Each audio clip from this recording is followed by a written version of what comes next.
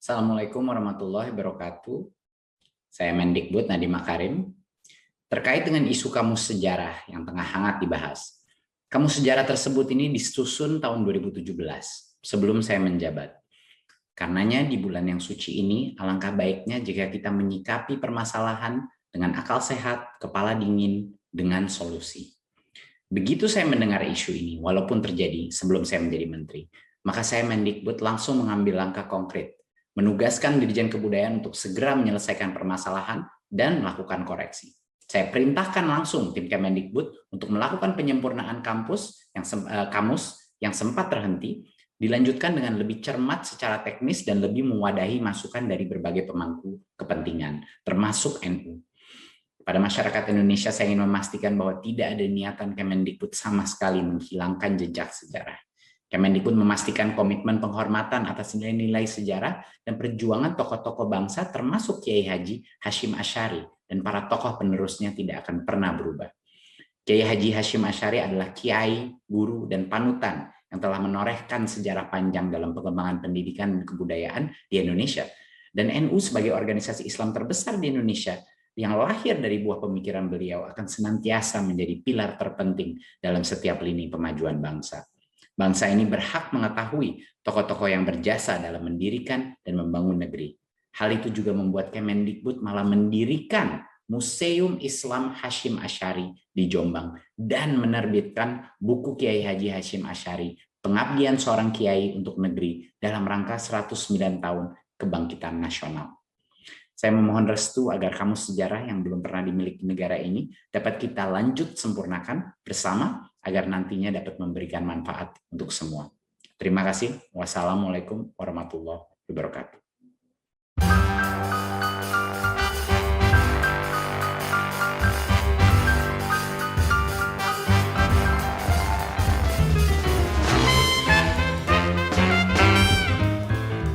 Selamat siang, pagi, sore, malam para pemirsa Cokro TV. Nggak tahu Anda nontonnya kapan. Selamat berjumpa kembali di acara Seruput Cokro TV, dialog tentang isu-isu aktual secara santai dan renyah. Kali ini kita membicarakan isu yang lagi hangat ya di medsos, di berbagai percakapan publik mengenai beredarnya buku judulnya Kamus Sejarah Indonesia, 2 jilid diterbitkan oleh Kemendikbud. Kenapa heboh? Karena buku tersebut yang sekarang beredar, versi yang sekarang beredar itu ternyata menurut salah seorang penggiat NU Circle, yaitu Pak Gatot, Mas Gatot Utomo ya, ternyata menemukan ada beberapa kejanggalan. Jadi tidak ada nama Kiai Haji Hashim Asy'ari, pendiri NU, di dalam buku ini. Kemudian di jilid kedua juga tidak ada nama Kiai Haji Abdurrahman Wahid di buku ini. Jadi ini kemudian ramai mendapatkan reaksi yang beragam dan menimbulkan kegaduhan. Kenapa kok buku Kamus Sejarah Indonesia justru tidak menampilkan tokoh yang begitu penting, pendiri NU, Presiden RI, dan seterusnya.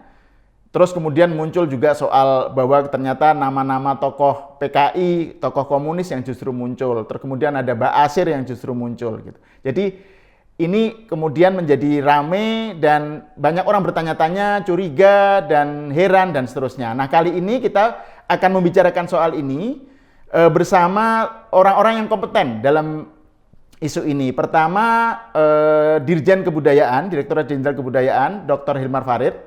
Selamat siang, Bung Fai.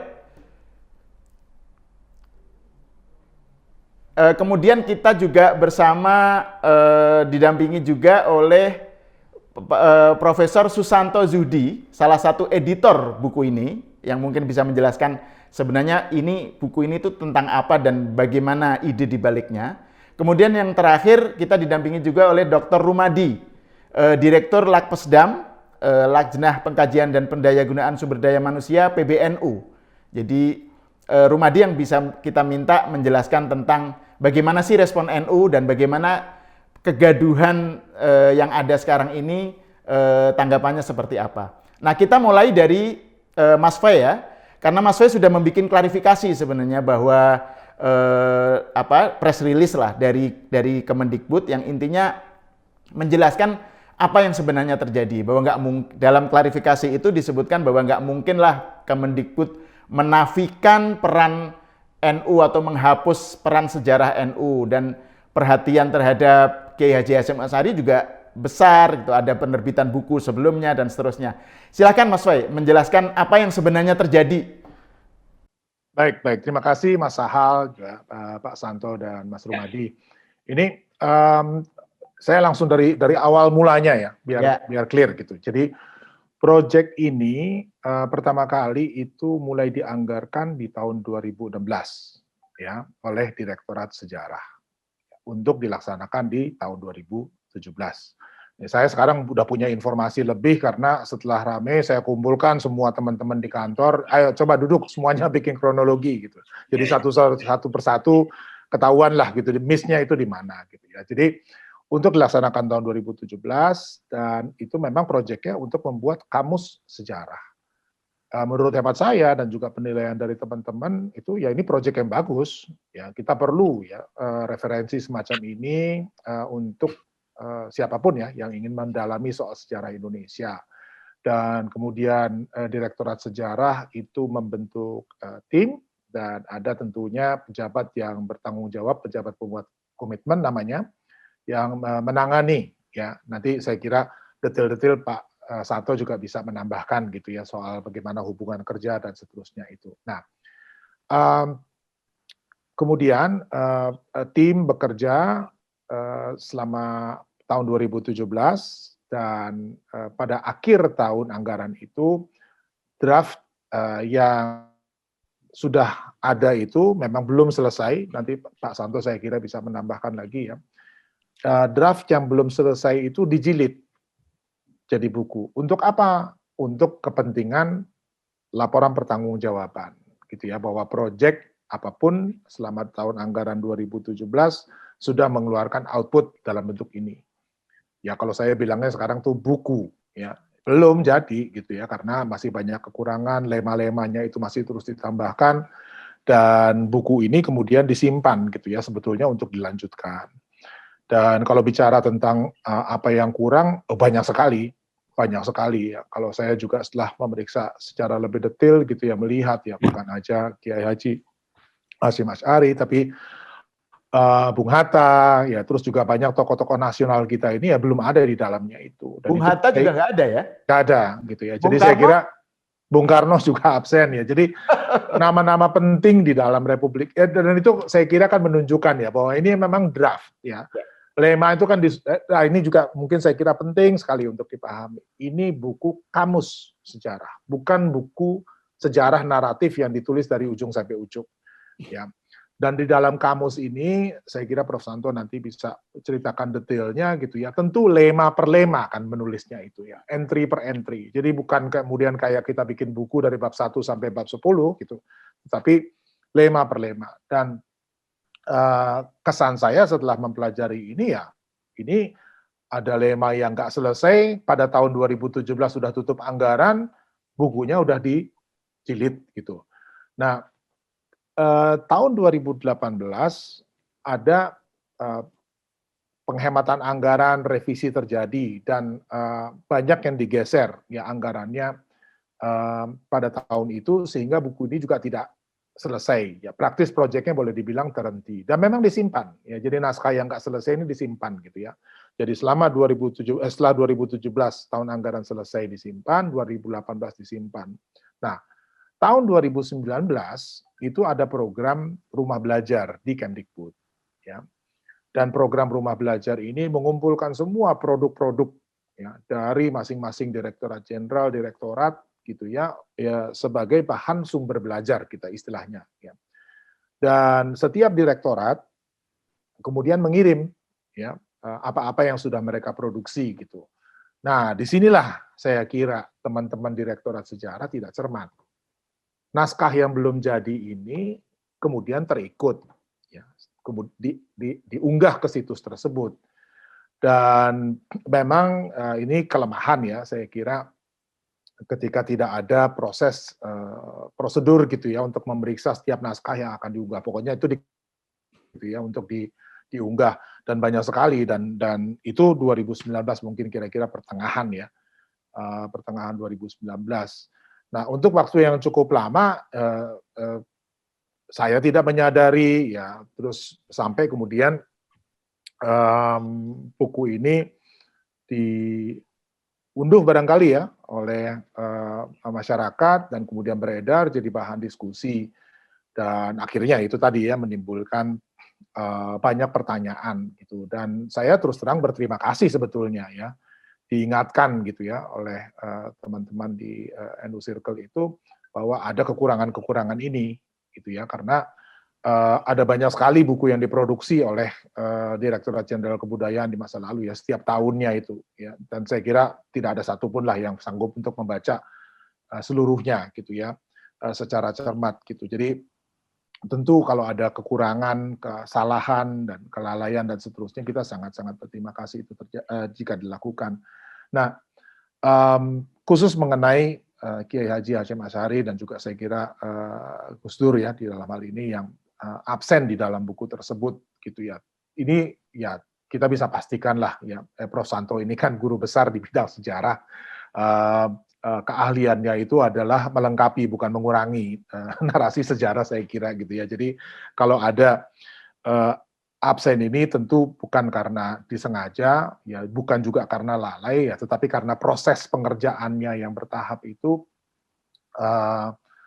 yang membuat sebagian nama ya termasuk tadi ya Bung Karno dan seterusnya itu tidak ada. Ya saya juga cek gitu ya beberapa tokoh organisasi Islam yang lain ya, dan juga organisasi, banyak kan organisasi-organisasi ini juga belum masuk gitu. Dan saya kira itu awal mulanya ya, kenapa ini kemudian menjadi pertanyaan, dan respons dari kementerian sih kita langsung coba bergerak cepat gitu ya, semua yang ada di dalam jangkauannya Kemdikbud itu langsung diturunkan gitu ya, karena kita ingin langsung mengoreksi lah gitu ya, jadi tidak menunggu lama.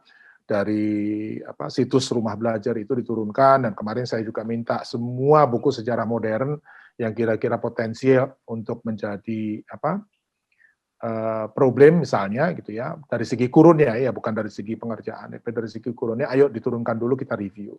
Ya, sih kita juga ingin memastikan ya bahwa kualitas dari buku-buku yang ada itu terjaga. Sementara itu, Bung Sahal, kalau lihat alur ceritanya ya dari awal sampai kemudian sekarang ini. Itu kalau di dalam klarifikasinya Bung Fai kan juga menunjukkan bahwa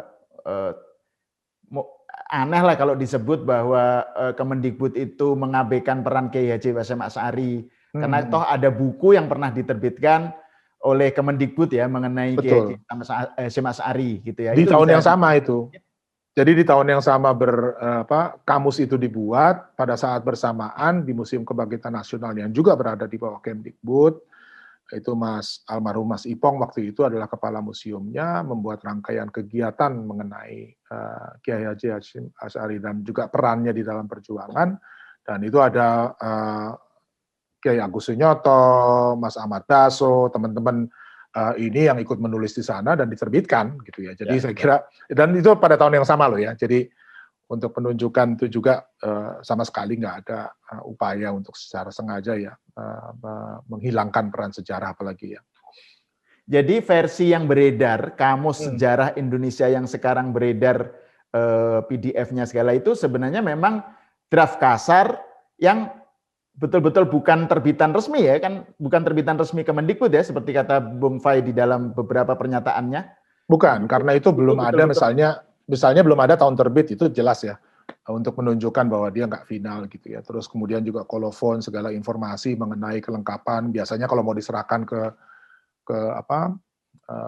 perpustakaan atau apa itu selalu ada kan informasi-informasi metadatanya dari si buku ini gitu. Karena saya juga cek gitu kenapa itu nggak ada, karena biasanya kalau buku itu ya karena memang belum final kan, biasanya kalau metadata ada jumlah halaman sekian, ya berapa halaman ya, karena belum final mereka nggak bisa pasang berapa halamannya.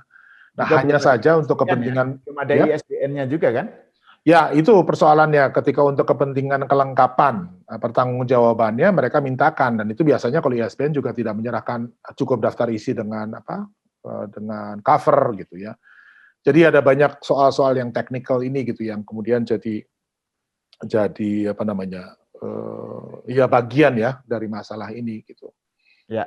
Oke, kita sekarang beralih kepada makasih Bung Fai penjelasannya. Kita beralih ke Profesor Susanto Zudi ya sebagai editor, salah satu editor buku Kamus Sejarah Indonesia. Ini mungkin Prof Susanto bisa menjelaskan tentang sebenarnya buku ini, proyek ini tuh sebenarnya apa tujuannya dan kenapa ini dibikin dan seterusnya ya. Terus yang kedua tentang tadi kok banyak yang belum selesai itu, bagaimana, apa yang sebenarnya terjadi selama tahun pengerjaan itu, Prof Santo, sampai tahun 2017 tadi yang disebut oleh Bung Fai tadi.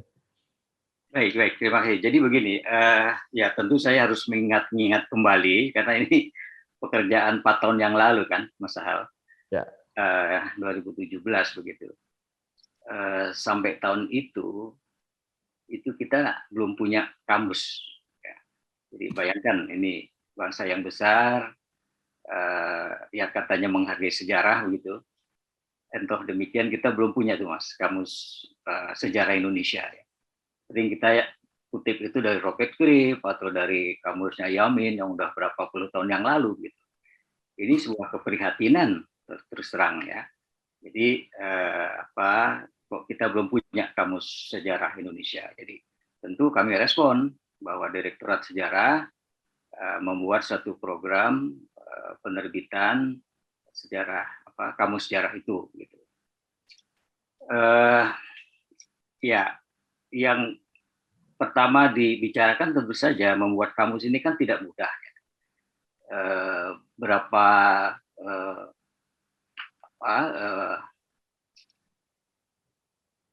lengkapnya suatu kamus itu kan lalu menjadi pembicaraan kita untuk menentukan konsep apa begitu ya. Tentu kalau kita bicara sejarah kita bicara tema dan periodisasi. Gitu. Dari mana kita mau memulai? Gitu. Tema apa saja yang kita mau angkat gitu ya. Nah lalu ya kami diundang tentu saja oleh Direktorat Sejarah waktu itu, dibuat tim, ada sekian penulis, kemudian saya salah satu editor, kami berdua, dan masih ada satu lagi pembaca utama yaitu Prof Taufik. Jadi itu memang berjenjang supaya nanti ketelitian itu bisa kita lakukan gitu ya sampai dengan draft itu diterbitkan. Ya. Jadi kita membicarakan Mas konsep apa begitu ya, periode mana begitu. Lalu kami tetapkan periodenya mulai 1900.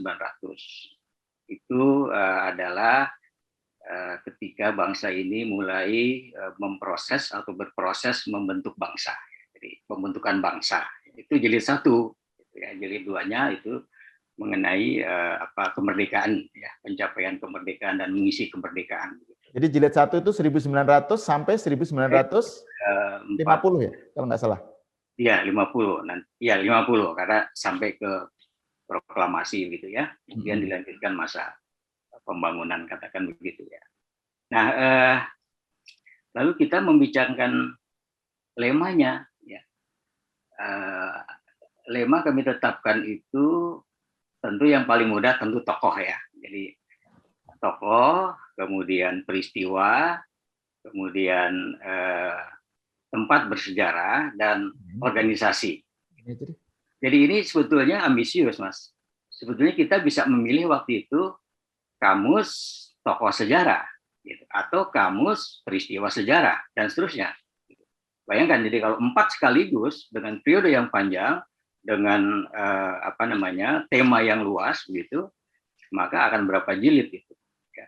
Tapi memang sudah dipilih keempat itu kita gunakan untuk membuat lema. Nah, tentu ada konsekuensi dengan lema seperti ini, yaitu keterkaitan satu sama lain, gitu ya. jadi kalau ada tokoh kita masukkan di dalam tokoh perannya begitu, kan ada juga di peristiwa, kan ada juga di organisasi gitu. Jadi mengenai Kiai Haji Hashim Asy'ari ini sebetulnya tidak hapus, tidak lenyap gitu, atau bukannya tidak ada di dalam organisasi, di dalam lema organisasi begitu. Kan begitu ya. Mesti juga ada di peristiwa dan seterusnya, karena itu kan berkelindan dia. Nah, itulah salah satu kesulitan sebetulnya membuat kamus itu begitu. Jadi kita harus membagi betul berapa besar porsi untuk tokoh misalnya, peristiwa, organisasi dan seterusnya. Nah, jadi tokoh Kiai Haji Hashim Asy'ari ini ada di dalam organisasi. Nah, sebetulnya juga ada tokoh NU yang lain yang masuk memang ya. Abdul Wahid Wahab misalnya, kemudian Kiai Haji Maskur itu masuk begitu. Ya, jadi untuk saya perlihatkan gitu tadi bahwa ada di dalam organisasi ya. Nah, yang tidak muncul di dalam lema tokoh gitu. Nah, di sini kami tim harusnya rapat kembali mengevaluasi draft itu tadi, Mas. Karena itu kan kita bisa bikin lewat matriks sebetulnya. Ya, itu kita lakukan. Jadi apakah sudah muncul di lema tokoh atau kebanyakan misalnya ceritanya di peristiwa atau di organisasi dan seterusnya. Nah, itu yang belum kita lakukan. Terus terang di situ. Gitu. Ya, jadi draft ini memang belum selesai ketika kita harus mencek ulang, kan harus di cross check, Mas, tadi. Yang di tokoh memang agak lucu juga kok tidak muncul di sini tapi muncul di organisasi misalnya, muncul di peristiwa. Jadi Soekarno nggak mungkin nggak muncul di proklamasi kan begitu ya. Jadi Gus Dur juga begitu, nggak mungkin dia pada peristiwa yang lain gitu ya. Jadi saya yakin itu berkaitan, Mas. Nah, itu yang harus kita selesaikan. Nah, secara anggaran tidak diberikan lagi di periode berikutnya ketika draft ini mestinya harus diperbaiki. Gitu. Jadi ini draft yang sudah rampung masa periode pengerjaannya, tetapi belum rampung, masih draft yang perlu dicek ulang dan seterusnya, sehingga ketika ada beberapa nama yang tidak muncul di lema tokoh gitu misalnya, kemudian tidak dicek lagi gitu ya Pak ya? Iya, harusnya itu yang dilakukan, tapi nggak ada kesempatan untuk itu karena sudah keburu dibuat pertanggungjawaban secara administratif, Mas. Ya. Pasti akan kelihatan di dalam matriks. Ya, artinya sebenarnya kalau sudah dalam bentuk finalnya pasti akan muncul ya nama-nama itu. Iya, itu pakai program kan muncul, Mas. Kalau pakai program kan langsung muncul. Nah, jadi ya itu saja sebetulnya kalau mau langsung pada persoalan yang dihadapi oleh tim gitu. Ya, oke, terima kasih penjelasannya Prof. Santo. Saya sekarang beralih ke Mas Rumadi ya, Dr. Rumadi. Ini kan memang sekarang ini kan momentum isu reshuffle ya. Jadi banyak hal yang tiba-tiba muncul gitu, isu-isu termasuk terkait dengan kementerian yang sekarang dikelola oleh Mas Nadiem ya, Nadiem Makarim, dan muncul isu beberapa hal kan, ada soal Pancasila lah kemarin, soal macam-macam, terus terakhir tiba-tiba muncul ini. Nah, Mas Rumadi ngelihatnya gimana ini? Gimana sebenarnya respon kalangan NU ya, atau Gus Durian gitu terhadap apa yang terjadi sekarang ini, dan bagaimana Mas Rumadi melihat keberatan-keberatan dari kalangan tertentu lah ya terhadap apa yang terjadi gitu. Silakan Mas Rumadi. Ya, terima kasih Mas Al. Pertama saya terima kasih ke Bung Fai ya yang sudah cepat memberikan klarifikasi dan penjelasan mengenai persoalan ini, karena sejauh yang saya ikuti di dalam berbagai macam WA group anak-anak muda NU, di kalangan Gus Durian, kemudian juga di pengurus PBNU, itu memang menampakkan kekecewaan yang besar gitu, karena berbagai macam yang tadi disebutkan, bahkan NU Online kan juga menurunkan berita yang kurang lebih menunjukkan kekecewaan itu. Gitu. Tapi sih saya berharap ini bukan sebuah kesengajaan, dan tadi Bung Fai juga, Pak Susanto juga mengatakan ini bukan kesengajaan, tetapi ada hal-hal tertentu yang mungkin ada kekurangan dan lain sebagainya. Gitu. Jadi menurut saya sih klarifikasi itu oke, cuman memang ke depan saya kira hal seperti ini menjadi pelajaran yang sangat penting supaya kehati-hatian, kemudian isu-isu yang sensitif seperti ini, saya tidak mau aspek politiknya lah, soal reshuffle itu bukan urusan saya lah, itu terserah aja yang ngurusi reshuffle. Tapi dari sisi substansi memang ada hal yang perlu diperbaiki. Itu yang pertama. Kemudian yang kedua, seperti yang tadi saya sampaikan, di kalangan teman-teman itu memang muncul kekecewaan yang besar. Tetapi secara resmi sebenarnya PBNU belum mengeluarkan sikap resmi. Tapi teman-teman misalnya Kiai Arifin Junaidi dari LP Ma'arif ya mengeluarkan pernyataan, kemudian tadi NU Circle, kalau NU Circle itu organisasi bukan secara resmi di bawah PBNU. Tetapi ini adalah kelompok profesional NU yang menggabungkan diri atau mengorganisir diri kemudian membuat NU Circle ini. Jadi memang sejauh ini kalau lembaga resmi di lingkungan NU, memang yang bersuara cukup keras itu adalah LP Ma'arif melalui ketuanya Kiai Arifin Junaidi. Tapi kekecewaan-kekecewaan itu sebenarnya apa yang diungkapkan oleh Kiai Arifin Junaidi ini mewakili perasaan banyak orang. Karena begini Mas Ahal, teman-teman NU itu ada trauma ya, ada trauma sejarah mengenai sejarah NU yang selama ini itu nyaris tidak pernah diperhitungkan secara serius oleh negara.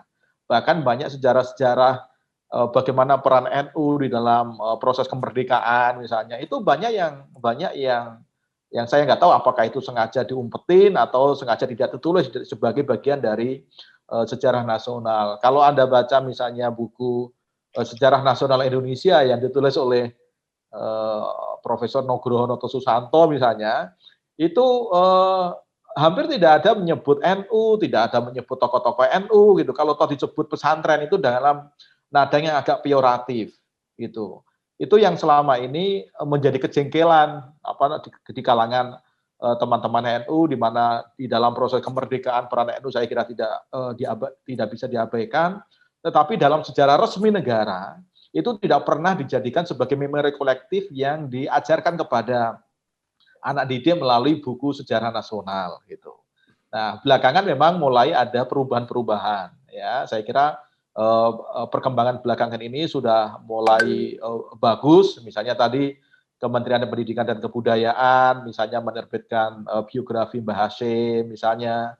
Kemudian saya juga pernah terlibat dalam sebuah proyek membuat video mengenai sejarah NU gitu. Tapi ini masih sifatnya ad hoc, masih belum menjadi bagian dari sejarah nasional yang dipelajari oleh siswa gitu. Jadi kalau misalnya Anda tanya ke anak-anak sekolah sekarang ini, apakah mereka tahu nggak resolusi jihad itu misalnya, yang kemudian melahirkan Hari Santri yang sudah ditetapkan tanggal 22 Oktober itu? Mungkin hampir nggak ada yang ngerti gitu. Saya dulu waktu sekolah juga nggak tahu apa itu resolusi jihad. Padahal ini kan satu peristiwa penting di dalam sejarah Indonesia yang tidak akan ada peristiwa 10 November kalau tidak ada resolusi jihad gitu. Nah, untuk kayak gini supaya jelas bagi pemirsa, resolusi jihad itu kan resolusi yang dikeluarkan oleh Kiai Haji Hasyim Asy'ari ya. Pada saat menjelang Hari Pahlawan kalau nggak salah. 10 November 45 ya. Yaitu beberapa bulan setelah kemerdekaan, ketika pasukan penjajah itu mau masuk ke Indonesia, kemudian membuat perlawanan, dikumpulkanlah kiai-kiai, kemudian Mbah Hashim dan dibantu kiai-kiai yang lain, itu membuat yang disebut dengan resolusi jihad, di mana orang-orang yang berada di kurang lebih radius 80 meter. Kenapa 80 meter? Karena 80 kilometer dari Surabaya. Kenapa 80 kilometer? Karena 80 kilometer itulah jarak yang menurut mazhab Syafi'i itu orang sudah boleh melakukan jamak dan qashar kalau sholat gitu. Jadi radius itu yang digunakan oleh para kiai pada masa itu, terutama Mbak Hasyim, kemudian yang diberi nama dengan resolusi jihad. Dan resolusi jihad itulah yang kemudian menggelorakan semangat perlawanan arek-arek Surabaya itu. Kemudian terjadilah pertempuran 10 November yang kemudian kita peringati sebagai Hari Pahlawan. Kita mengenal Hari Pahlawannya, tapi kita nggak mengenal resolusi jihadnya, gitu loh Pak Sal. Ya. Jadi yang kayak gitu itu banyak peristiwa-peristiwa kesejarahan seperti itu. Dan ya tentu kami sih memberikan apresiasi ya adanya kesadaran-kesadaran baru, tapi akan lebih baik kalau hal seperti ini itu juga masuk menjadi sejarah resmi yang diajarkan kepada anak didik. Sekarang sudah mulai ada lah hal seperti itu, tapi memasukkan dalam sejarah nasional yang dipelajari anak-anak di sekolah itu yang saya lihat juga masih kurang. Nah, trauma itu hal yang masih muncul di kalangan teman-teman yang ini merasa jangan-jangan ini sengaja dikerjain gitu, sehingga masa sih Mbah Hasyim sampai nggak ada gitu. Gus Dur nggak ada. Kalau Gus Dur di covernya kan ada kan, di cover, fotonya Gus Dur ada di cover itu, tetapi di entry-nya tadi memang tidak ada. Gitu.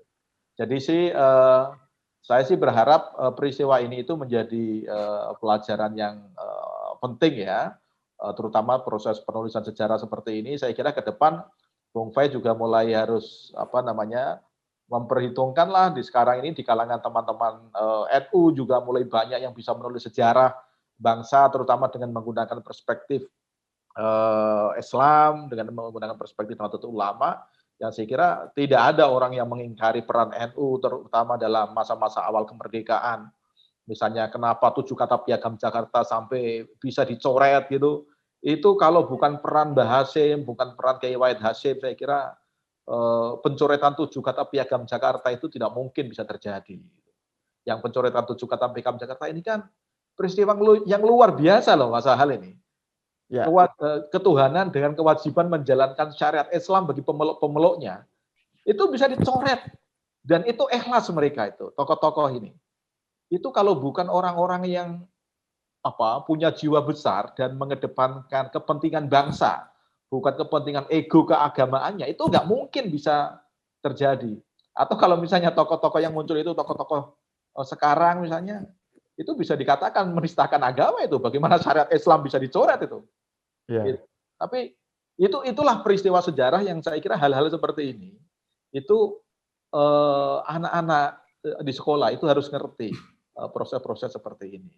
Nah, hal-hal yang kayak gitu itu loh Mas Hal yang selama ini itu tidak kelihatan ke permukaan, sehingga teman-teman NU itu masih ada trauma-trauma seperti itu. Ini sengaja dikerjain atau ketidaksengajaan sih, tapi saya tahu Bung Fai, jadi saya percaya dengan klarifikasi yang dibuat oleh Bung Fai. Ya, soal narasi resmi. Jadi ini kan tadi Mas Rumadi bilang tentang trauma. Ya saya sebagai orang NU juga merasakan sih hal yang sama tentang bagaimana narasi resmi negara tentang sejarah selama ini, terutama Orde Baru ya, itu kan memang menafikan peran NU gitu. Nah, Bung Fai ini sebagai sejarawan ya, sebenarnya narasi resmi sejarah itu penting nggak sih? Gitu. Kenapa negara ikut terlibat dalam menciptakan narasi resmi? Apakah sejarah itu bukan menjadi lahannya civil society lah, masyarakat ilmuwan gitu, sejarawan.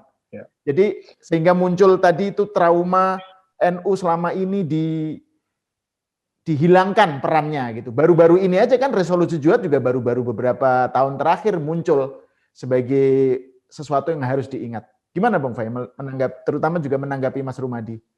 Baik, pertama tentu ada pembedaan ya, sejarah sebagai kajian akademik gitu ya, yang sangat memerlukan kebebasan akademik. Jadi memang sebaiknya berada di luar negara. Ya, jadi ini dikerjakan di perguruan tinggi yang memiliki kebebasan akademik itu, dikerjakan juga oleh asosiasi, dalam hal ini Masyarakat Sejarawan Indonesia dan seterusnya. Dan saya kira produksi pengetahuan sejarah di dalam 20 tahun terakhir ini, termasuk dari teman-teman NU, itu banyak sekali. Ya banyak sekali, dan itu di ranahnya kan memang di sejarah akademik. Nah, tantangannya kemudian dari begitu banyak informasi yang kita miliki mengenai masa lalu, mengenai sejarah ini, mana yang diperas untuk kepentingan pedagogi, pendidikan.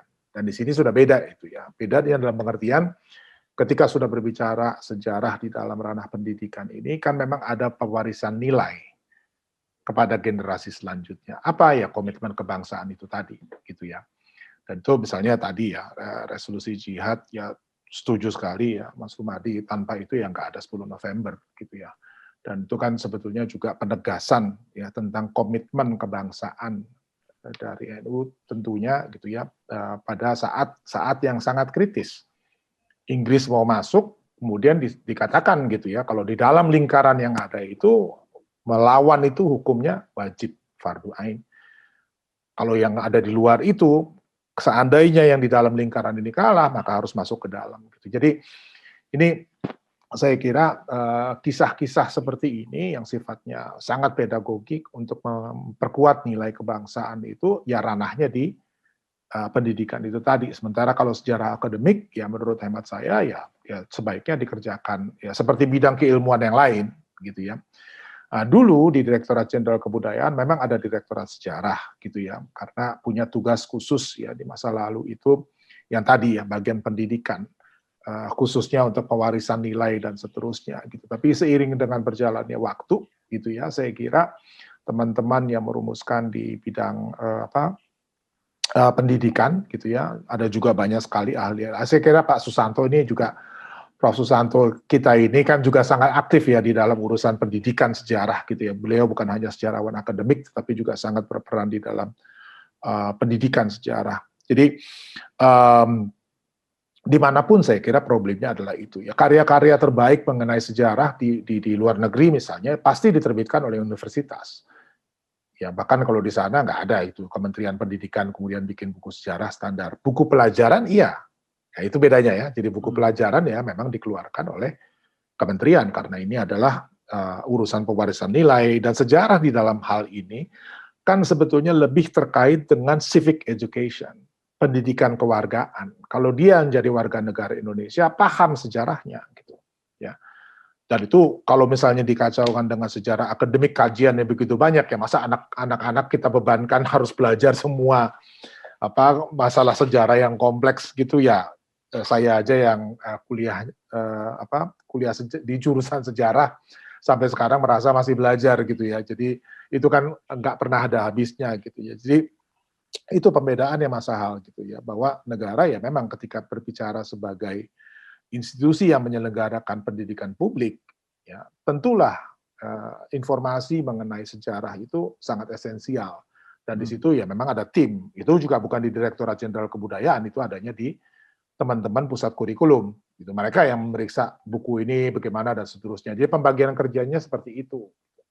Kita ini di Direktorat Jenderal Kebudayaan lebih banyak fasilitasi pengembangan narasi-narasi sejarah seperti tadi itu, ya, kamus dan seterusnya. Dan kita di sini lebih memilih bekerja dengan para sejarawan profesional, tidak dikerjakan in-house. Ya, karena kalau misalnya dikerjakan in-house ya pasti ada keterbatasan ya. Jangankan untuk menulis, untuk membaca apa yang diproduksi aja mungkin kita nggak akan sempat gitu. Dan menyambung tadi Mas Rumadi, setuju sekali itu. Saya malah kepikiran ya dari kejadian ini, mestinya memang kita juga udah mulai ya menyeleksi mana sih peristiwa-peristiwa tonggak gitu ya yang memang untuk anak sekarang ini harus kita perkenalkan secara kreatif. Ini nggak bisa lagi kita datang dengan 500 halaman buku gitu ya untuk mendapatkan perhatian dari kalangan muda gitu ya. Jadi saya kira perlu ada kerjasama ya kita semua untuk memastikan bahwa narasi dan juga tadi ya concern dari teman-teman bahwa ya saya sangat-sangat tahulah gitu ya sesama subaltern ini kalau di apa namanya selalu disisihkan gitu ya, ceritanya tentang orang besar, orang penting dalam tanda kutip gitu ya, saya orang desa, orang kampung, orang-orang yang sederhana kemudian tidak memainkan peran di dalam sejarah, dan sebetulnya kalau saya secara pribadi sebagai sejarawan ya sorotan saya ya juga itu gitu ya, ingin sebetulnya kalangan-kalangan yang di dalam narasi-narasi ini sering disisihkan ya bisa tampil dengan suaranya sendiri gitu. Jadi sangat-sangat sejalan soal itu, dan ya sangat bisa kerjasama di masa mendatang. Nah, kembali ke soal pokok persoalan kita ya, Kamus Sejarah Indonesia. Prof. Santo, kan tadi disebut bahwa tahun 2017 itu selesai proyek tetapi belum selesai bukunya gitu kan, belum ada cross check dan seterusnya. Nah, sekarang ini dengan situasi yang seperti sekarang, apa yang kemudian akan dilakukan oleh tim ini? Tim ini masih ada atau enggak, dan apa yang akan dilakukan, Prof. Santo? Iya, jadi Mas Hal, saya sendiri baru tahu itu beberapa hari yang lalu ketika ini dibincangkan begitu ya, lewat WA Group sebetulnya. Loh, kok ini muncul gitu ya. Itulah. Jadi memang ini pekerjaan yang sudah lama ya. Saya kan jadi baru harus mengingat lagi begitu. Timnya tentu sudah bubar ya, karena karena tidak ada tindak lanjutnya, Mas. Ya, tidak ada tindak lanjut, kita anggap itu selesai barangkali ya. Ya dengan harapan tentu itu diperbaiki kembali gitu. Tiba-tiba muncul 4 tahun kemudian ya seperti sekarang ini gitu. Ya, jadi kalau kami misalnya waktu itu diberi kesempatan lagi, itu Mas yang saya bilang, keempat lema itu harus kami jejer gitu. Ya. Dan itu belum sempat dilakukan begitu. Belum sempat. Ya kan cara mengoreksinya paling mudah dengan cara begitu. Saya mau beri gambaran deh betapa tidak mudahnya ya. Mula-mula kan kami menyusun alfabet ya, kira-kira gitu ya. A, B, C terus begitu. Ya. Ini tokoh, ini nanti peristiwa, kan, tempat dan organisasi. Jadi misalnya kalau kita tokoh begitu, tokoh ini nanti muncul di peristiwa apa? Ya, jangan sampai redundant juga kan, jangan sampai overlap misalnya ya. Jadi porsinya itu harus diatur sedemikian rupa dan ini tidak mudah, sangat tidak mudah. Ya. Karena masing-masing itu kan menulis begitu ya, entry atau lema masing-masing itu yang nanti editor itu harus memperlihatkan atau menunjukkan kaitan satu sama lain kan begitu. Nah, jadi yang harus kami lakukan kemudian itu adalah meng-cross check itu tadi gitu. Karena yang dari tokoh, mana ada yang dari peristiwa. Jadi nggak mungkin lah Soekarno nggak muncul ketika bicara proklamasi kan begitu. Ya. Nah, ini yang harus loh. Kalau gitu mana ini tokohnya? Siapa yang nulis? Kan kira-kira begitu. Nah, itu kami belum sempat lagi. Ya. Saya sebagai editor tentu di instansi sesudah mereka kan. Gitu. Ya. Dan juga Mas Hal, ini juga ada narasumber sebetulnya. Jadi saya kira kita sudah mengolah sedemikian rupa, merancang sedemikian rupa apa yang memang harus kita lakukan. Mungkin kesulitannya itu pada kriteria begitu. Kriteria seberapa besar tokoh ini mesti masuk atau tidak masuk, itu juga jadi persoalan itu. Ya. Ya misalnya ya, itu paling nggak kita perbincangkan lah gitu.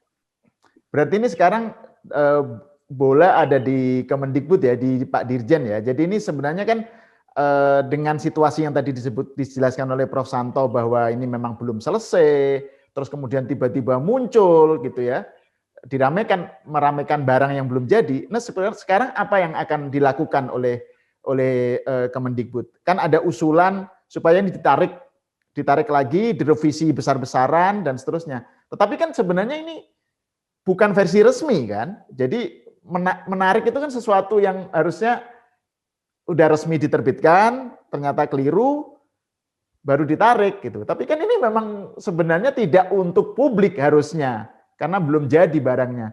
Jadi apa yang akan dilakukan, Bung Fai?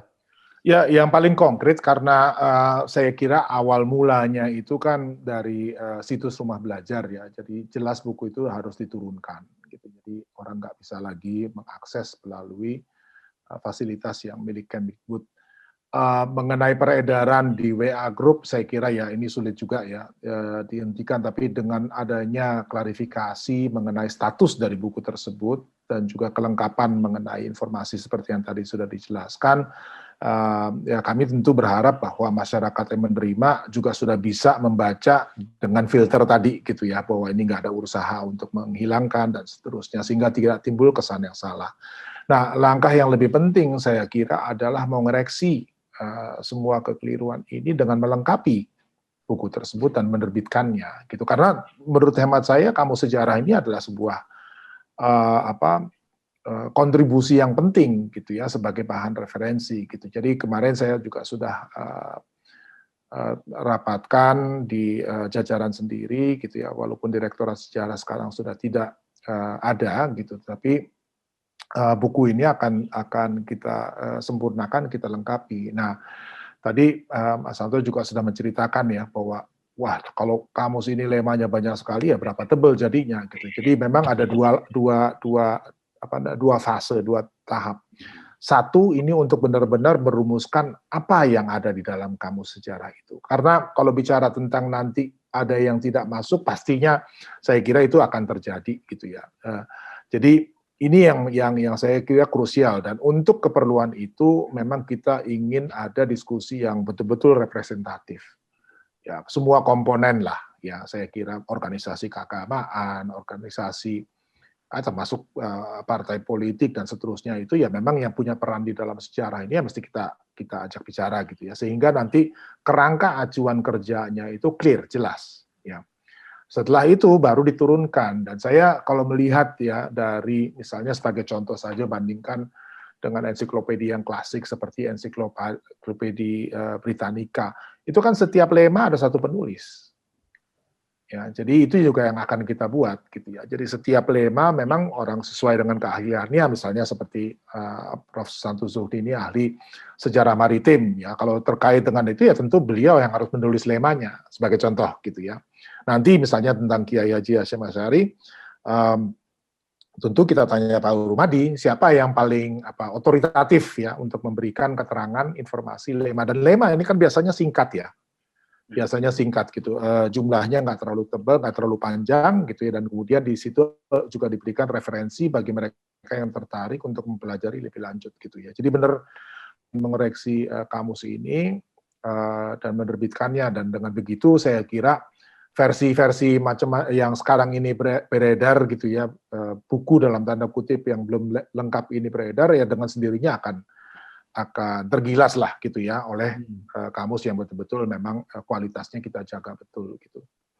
Ada ini dari segi waktu ya, kira-kira kapan akan diterbitkan versi yang sudah bersihnya? Ya, saya sih secara bersemangat bilang selesai tahun ini ya, tetapi yang paling penting sih pertama langkah ini ya, langkah mengumpulkan ya, karena ini apa yang sudah ada kita jadikan dasar ya untuk mengevaluasi, kan langsung bisa kelihatan ya. Saya kira kalau tanya ya tentu dari NU sudah ada komentar yang clear, saya komunikasi dengan Muhammadiyah juga, mereka oh ya ada 1, 2 dan seterusnya.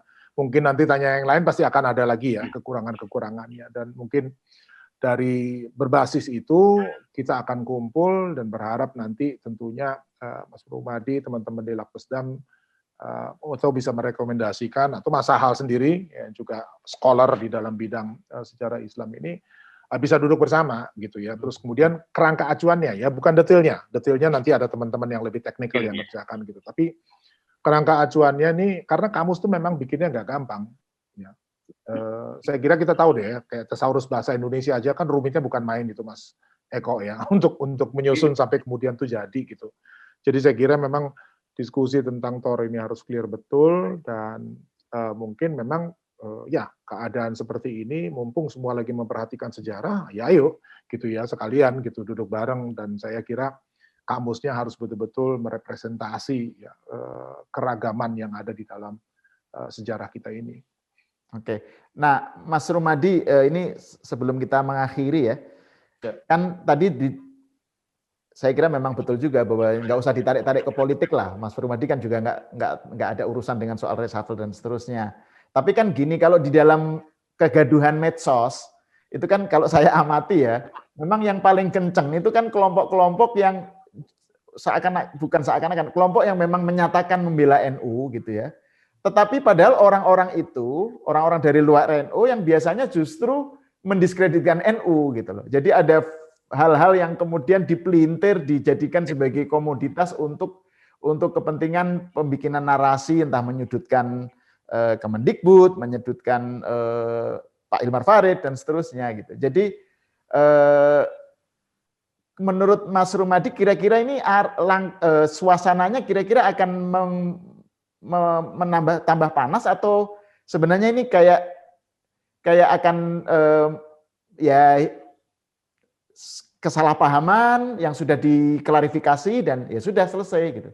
Gimana Mas Rumadi? Ya, gini Mas Al, kalau soal orang yang ingin numpang di dalam isu ini ya, apakah itu soal kepentingan politik, apakah itu soal kepentingan yang lain, itu hal yang biasa, sudah sering lah orang yang numpang dalam kondisi seperti ini. Gitu. Tapi penumpang-penumpang seperti itu sih kalau dari sisi kami ya di NU kami ngerti kok mana orang yang memang numpang untuk agenda politiknya dan mana ya orang yang memang mempunyai concern terhadap persoalan substansi dari yang kita bicarakan ini gitu. Jadi ada dua hal saya kira tadi yang harus dilakukan itu. Yang pertama memang dari sisi kegaduhan ini itu harus ada clearance dari sisi komunikasi publiknya gitu. Jadi rilis yang dibuat oleh Bung Fai itu salah satu langkah yang menurut saya baik, tapi akan lebih baik juga misalnya komunikasi langsung dengan tokoh-tokoh inti di NU untuk memberikan penjelasan bahwa kamus ini posisinya seperti yang tadi disampaikan oleh Bung Fai gitu.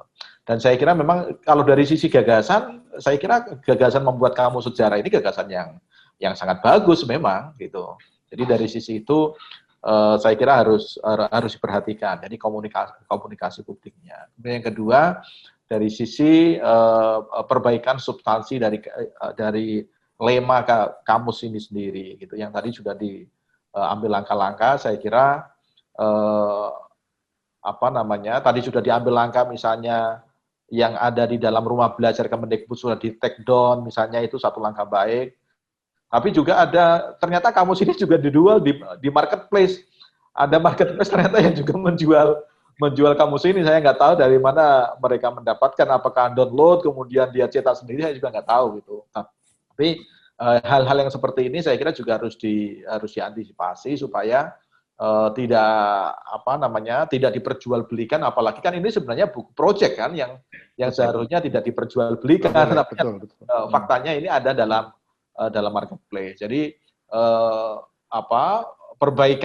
perbaikan atau langkah-langkah yang akan diambil oleh Bung Fai dan teman-teman di Kemendikbud, saya kira juga harus terkomunikasi dengan secara clear kepada pihak-pihak atau kelompok-kelompok yang selama ini mempersoalkan gitu. Terutama yang tadi saya sarankan sih kalau bisa komunikasi dengan pimpinan inti NU, saya kira mereka juga akan memahami kemudian langkah-langkah yang akan diambil yang kira-kira seperti apa, itu mungkin disampaikan saja kepada beliau-beliaunya, saya kira akan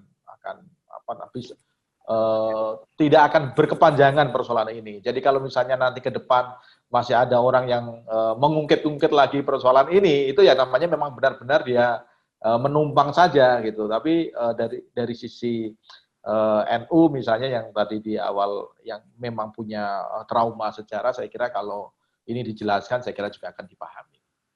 Oke. Itu aja sih Mas Al, saya kira. Ya.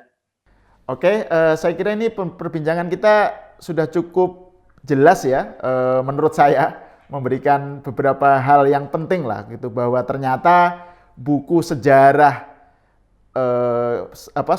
Kamus Sejarah Indonesia 2 jilid ini yang sekarang diramaikan itu adalah draft kasar yang sangat belum siap untuk disajikan gitu. Jadi dari segi ejaan, dari segi lemanya, kenapa muncul, kenapa ini muncul, dan kenapa ini hilang, dan seterusnya, itu juga sesuatu yang belum siap. Yang kedua, sudah ada langkah-langkah yang direncanakan oleh Kemendikbud untuk melakukan revisi dan perombakan total dengan mendapatkan input, menampung input dan masukan dan kritikan dan kecaman dari masyarakat ya, khususnya juga dari kalangan NU gitu. Terus apa lagi ya? Mungkin sebagai akhir dari perbincangan kita, mungkin ada yang perlu ditambahkan semenit gitu dari para narasumber. Silakan mungkin Prof. Susanto dulu, kemudian Pak Rumadi, dan terakhir Pak Dirjen. Silakan Prof. Ya, Mas Al, jadi ini saya kira momen yang baik ya untuk kita melangkah memperbaiki draft yang memang masih belum siap untuk diterbitkan gitu ya, dengan memperhatikan masukan-masukan dari masyarakat. Terima kasih, Mas. Oke, silakan Mas Rumadi. Ya, saya kira ini juga saya setuju dengan Prof. Susanto bahwa ini momentum yang baik dan sekarang ini kan dengan adanya kamus ini yang dipersoalkan ini sebenarnya secara tidak disadari orang mulai mau menengok tentang sejarah yang selama ini mungkin agak diabaikan. Saya sendiri sebenarnya nggak tahu ada kamus ini. Itu baru setelah ribut-ribut kemudian saya mendapat kiriman baru saya membaca kamus ini. Jadi selalu ada hikmahnya lah, tapi dari sini saya kira pelajaran atau hal-hal yang harus kita ambil hikmahnya, saya kira itu ke depan yang harus kita perbaiki. Saya kira itu. Khas inilah khas respon santri, selalu mencari hikmah. Apalagi bulan Ramadan kan? Oke, dan terakhir Pak Hilmar Farid silakan memberikan komentar akhir ya. Sekaligus kita menutup acara ini.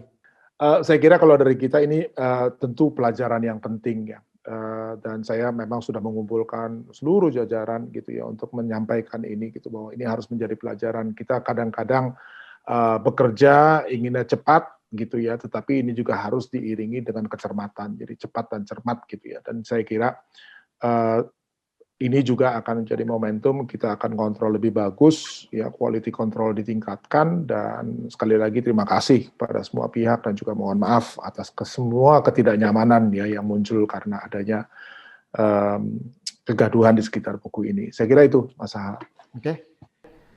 Oke, pemirsa, saya kira diskusi ini kita cukupkan sekian. Terima kasih banyak kepada Dirjen Kebudayaan Dr. Hilmar Farid, Profesor Susanto Zuhdi, Guru Besar Sejarah Universitas Indonesia, dan Dr. Rumadi, Direktur Lakpesdam PBNU. Dari saya cukup sekian. Assalamualaikum warahmatullahi wabarakatuh. Terima kasih dan sampai jumpa di seruput yang berikutnya.